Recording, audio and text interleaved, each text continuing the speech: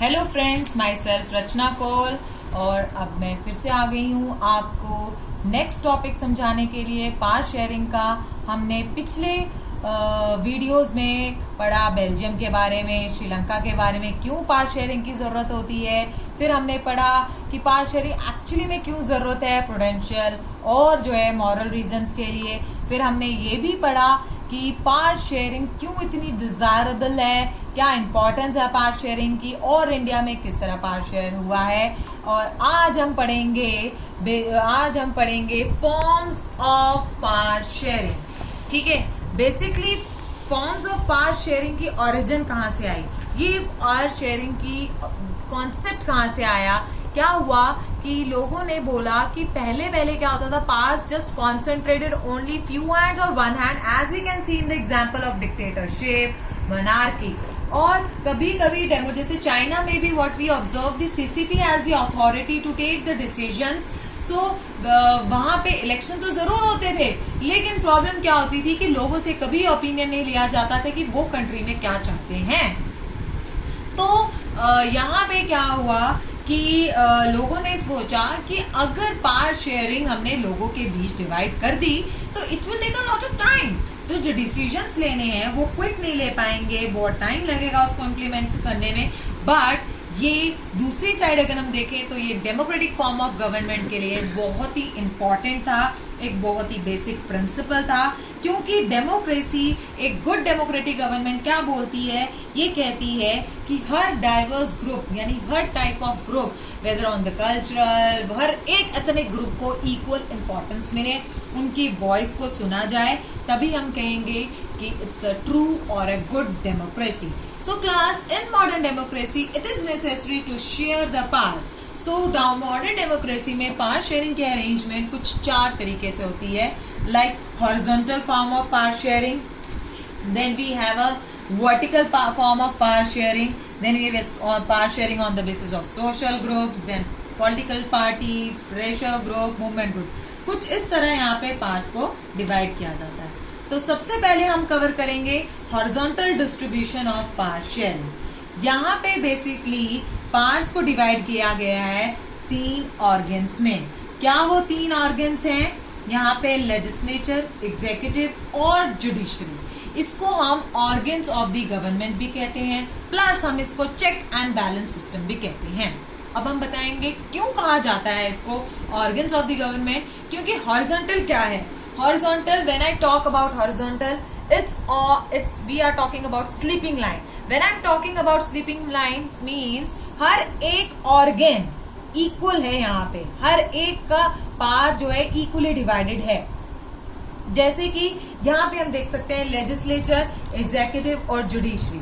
ठीक है, लेजिस्लेचर आप प्रीवियस क्लासेस में पढ़ चुके हैं। Legislature to frame the law, judiciary to executive to implement the law, judiciary it's a system of courts.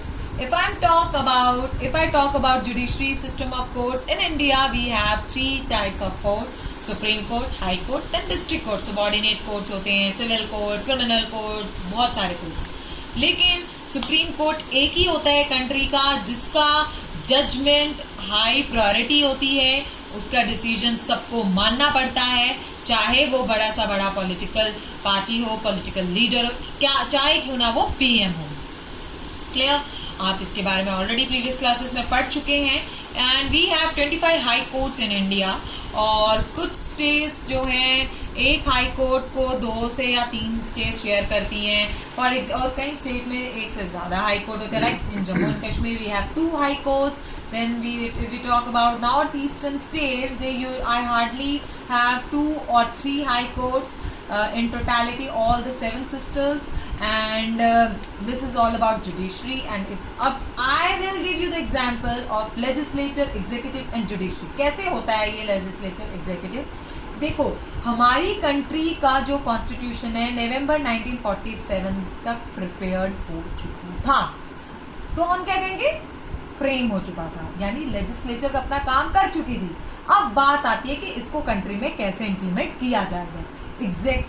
Execute कब हुआ? ये एग्जीक्यूट हुआ ये 26 जनवरी 1950 में, 26 जनवरी 1950, जो कि हम अपने रिपब्लिक डे सेलिब्रेट करते हैं।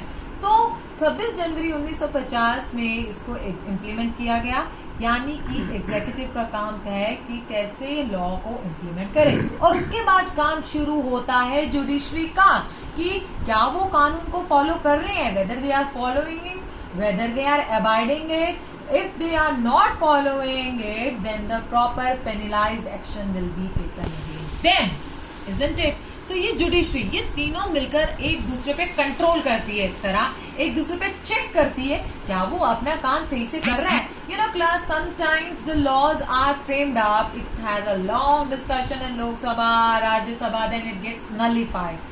What's the reason behind it? Because sometimes the leaders feel, the elected representatives feel कि it cannot be easily implemented in the country. Sometimes it implement the country, और जब देखते हैं कि जब एक्चुअली में इम्प्लीमेंट हो जाता है, फिर देखते हैं कि इसका तो फॉलो अप अच्छे से हो नहीं रहा, तो उन लॉज को क्या कर दिया जाता है, नलिफाइड कंसिडर कर दिया जाता है। यानी एग्जीक्यूटिव पूरा ध्यान देती है लेजिस्लेचर के ऊपर, क्या वो ठीक से काम कर रहे हैं। जुडिशरी एग्जीक्यूटिव पे देखती है क्या लॉज को एक्चुअली इम्प्लीमेंट किया जा रहा है कंट्री में या नहीं। यही रीजन है कि horizontal distribution of power sharing को जो है कहा जाता है check and balance system, plus इसको कहा जाता है ऑर्गन्स ऑफ द गवर्नमेंट। किसी भी एक ऑर्गन के पास अनलिमिटेड पावर्स नहीं होती, प्रॉपर बैलेंस मेंटेन किया जाता है। Each one of them keeps a watch on the functioning of the other, and each organ is placed at the same level, जो कि मैं आपको बता चुकी हूँ। स्लीपिंग लाइन की कॉन्सेप्ट है यहाँ पे, इसीलिए इसको हम ऑर्गन्स ऑफ द गवर्नमेंट भी कहते हैं। Let's come to the second form of power sharing, vertical distribution of power. Class horizontal मैंने आपको बताया था, हॉरिजॉन्टल में क्या होता है, we have the sleeping line, in vertical we have the, क्योंकि students get confuse between the horizontal and vertical, तो उनको क्लियर करने के लिए, वो कंफ्यूजन ना हो, तो आप याद रखेंगे हॉरिजॉन्टल यानी स्लीपिंग लाइन, वर्टिकल यानी कि स्ट्रेट लाइन। देखिए जैसे straight line, if you look at my hand, it is a straight line. When I am talking about vertical, I am talking about the straight line. When I am talking about the straight line, there is a hierarchy, top position, top से जाते जाते नीचे जाता है bottom. तो here we will see the vertical distribution of power sharing. यहाँ पे सबसे टॉप प्रायोरिटी है यूनियन गवर्नमेंट यानी central government, then we have a state government, then we have a local level of government. Class इसको vertical distribution of power sharing को federal form of government भी कहा जाता है। यूजुअली पूरे world में मैक्सिमम क्या होता है कि 2 लेवल ऑफ गवर्नमेंट होती है, इसको लेवल्स ऑफ द गवर्नमेंट भी कहा जाता है, सेंट्रल लेवल और स्टेट लेवल। लेकिन इंडिया, स्विट्जरलैंड, यहाँ पे लोकल लेवल भी होती है। और लोकल लेवल को फर्दर हमारी कंट्री में कैटेगराइज किया है पंचायती और म्युनिसिपल या म्युनिसिपल कॉर्पोरेशंस, ठीक है। अब यहाँ पे क्या है, power can be shared among the government at different level पे। सेंट्रल या यूनियन गवर्नमेंट जो पूरी कंट्री की एक गवर्नमेंट होती है, स्टेट गवर्नमेंट जहाँ पे हर एक स्टेट की अपनी अपनी गवर्नमेंट होती है, और सेंट्रल गवर्नमेंट क्या करता है कि थोड़ा सा उसका कंट्रोल होता है, ज्यादा नहीं, थोड़ा बहुत कंट्रोल होता है स्टेट गवर्नमेंट पे। अब मैं आपको एक्सप्लेन करूंगी। और इंडिया में ये टाइप जो है सिर्फ 2 लेवल नहीं, यहाँ पे 3 लेवल है। यूएसए में 2 लेवल ऑफ गवर्नमेंट है। अब होता क्या है, यूनियन गवर्नमेंट जैसे डिफेंस यूनियन लिस्ट होती है, जहां पे यूनियन गवर्नमेंट उसके रिगार्डिंग डिसीजन ले रही है। डिफेंस के रिगार्डिंग, आर्मी, एयरफोर्स, नेवी के रिगार्डिंग जो भी डिसीजन होते हैं वो सिर्फ सेंट्रल गवर्नमेंट लेती है। स्टेट गवर्नमेंट का कोई भी कंट्रोल नहीं है। स्टेट गवर्नमेंट ये नहीं कह सकती भाई हमारी दिल्ली की आर्मी है, नो। स्टेट गवर्नमेंट ये नहीं कह सकती भाई ये तो महाराष्ट्र की आर्मी है, नेवर। वो डिसीजन नहीं ले सकती। Similarly when we come to the state government के अंडर आते हैं स्टेट लिस्ट। स्टेट लिस्ट का एक एग्जांपल मैं आपको देती हूँ, पुलिस का काम, जैसे वेस्ट बंगाल की पुलिस की यूनिफॉर्म अलग है, व्हाइट कलर है। Then we have a separate uniform in rest of the country, like Punjab की अलग है, जेएनके की अलग है। तो यहाँ पे वो डिफरेंस है। तो यहाँ पे स्टेट गवर्नमेंट पुलिस के रिगार्डिंग जो भी डिसीजंस होंगे वो जो है अपने लेवल पे ले सकती है। थर्ड आता है लोकल गवर्नमेंट, जहाँ पे जो भी डिसीजन होगा वो उसको लोकल गवर्नमेंट को, स्टेट गवर्नमेंट को पूछना पड़ता है। अब एक और लिस्ट आती है कॉन्करेंट लिस्ट, जो आपने थर्ड पॉइंट मैंने आपको बताया, central government share some of the powers with the state government. यहाँ पे क्या होता है, कुछ टॉपिक्स ऐसे होते हैं जहां पे सेंट्रल गवर्नमेंट इंटरफेयर करती है स्टेट गवर्नमेंट में, ठीक है। स्टेट गवर्नमेंट और सेंट्रल गवर्नमेंट के बीच अगर क्लैश आ जाता है तो सेंट्रल गवर्नमेंट की ओपिनियन, उनका डिसीजन जो है माना जाता है। क्लियर। इन लिस्ट के बारे में हम और डिटेल पढ़ेंगे। चौथी भी लिस्ट होती है जो मैं आपको नेक्स्ट चैप्टर पॉलिटिकल साइंस का फेडरलिज्म वहां पढ़ाऊंगी। फिलहाल for the time being you just keep in mind this is the vertical division of power sharing. Clear. ये सेकंड फॉर्म थी पावर शेयरिंग की, और थर्ड लेवल आपको बता चुकी है लोकल लेवल गवर्नमेंट, और both central and state government shared power and resources with the local bodies. वो लोकल बॉडी को पूरा कंट्रोल करते हैं, उसकी अथॉरिटी नहीं होती है कि वो अपनी मर्जी से कुछ भी करे। अब हम पढ़ेंगे next power sharing among different social group. Class हमारी कंट्री की अगर बात करें, we have a different social groups, like we have on the basis of gender we have a women, we have transgenders also, we have the females we have the males also, then on the basis of caste we say SC, STs and OBCs also, and so many things. Clear?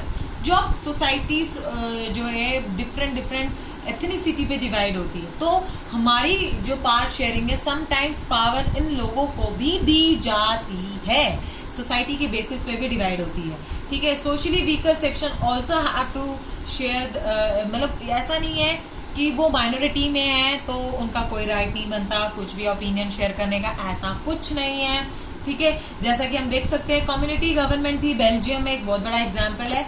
German को भी equal importance दी गई थी community government में, although they were very less in the Belgium, ठीक है। Then social groups की बात करें तो यहाँ पे रिलीजियस के बेसिस पे, लैंग्वेज के बेसिस पे जब पार्ट्स को डिवाइड किया जाता है।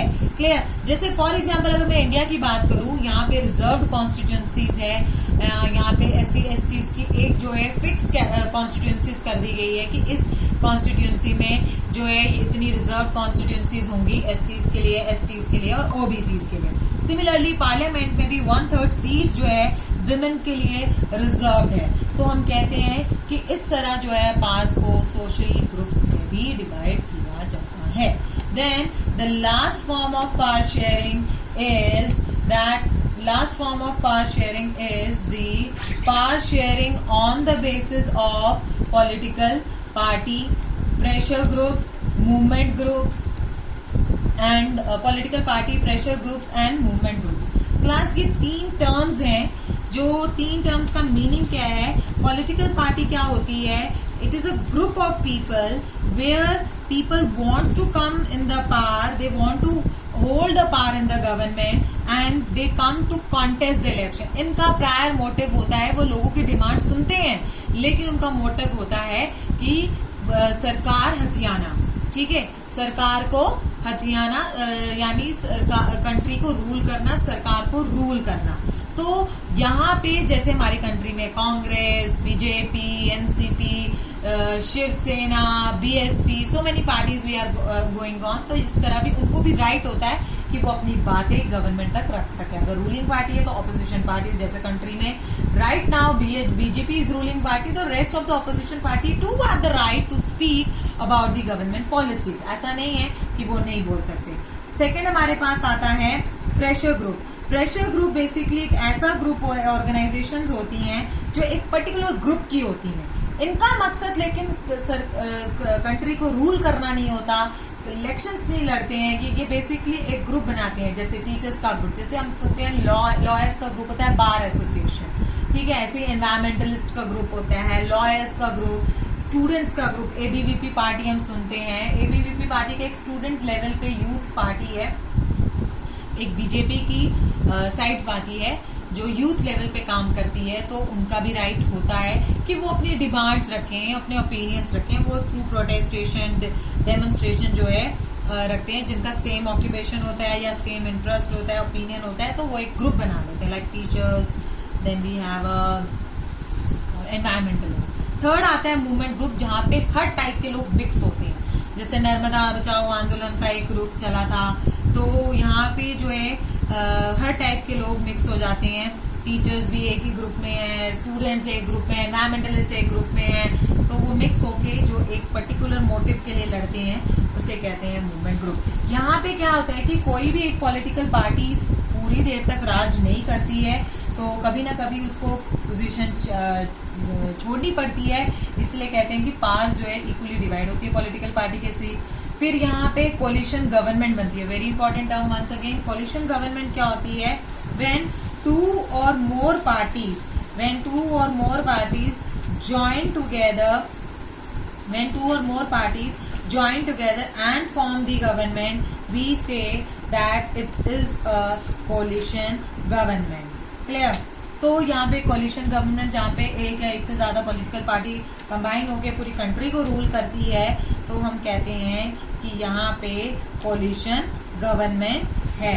ठीक है, जैसे JNK में लास्ट टाइम थी बिफोर गवर्नर रूल BDP और DJP की। Then we have the pressure group और मूवमेंट ग्रुप, जहाँ पे प्रेशर किया जाता है गवर्नमेंट को कि उनकी डिमांड्स को फुलफिल किया जाए, और through various means like demonstration, strikes and protestation. So class, तो अब question, I hope you will able to get it everything and able to understand the full chapter of power sharing, और इसके basis पे बहुत सारे questions पूछे जाते हैं जो मैं टाइम टू टाइम आपके साथ डिस्कस करती हूँ। कि for example there are many question, explain the basic principle of democracy, that is the power sharing, describe the demands made by Tamilians in Sri Lanka. ठीक है, explain the meaning of federal division of power, जो हम बताएंगे। जैसे very important question, student get confuse कि ये federalism का answer है, फेडरलिज्म के चैप्टर से है या पावर शेयरिंग के जैसे।